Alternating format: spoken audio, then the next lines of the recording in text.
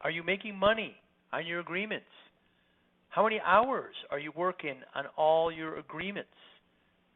Excellent, excellent question that you should know. Under management, we have hours by agreement. Here it displays all the agreements you have in this given time frame. You do select a time range, and it shows you the actual in blue and the billable in red that you're working. Are you not charging enough for a particular agreement? Are you making, is there too many hours being billed on it? Come here and find out. You select the date range. Always select your service boards that you want to display. You can actually get right down to actually select certain agreements and a certain agreement types if you want here. Very important panel here, especially for those in charge of profit and seeing, what you're doing with agreements, hours by agreement.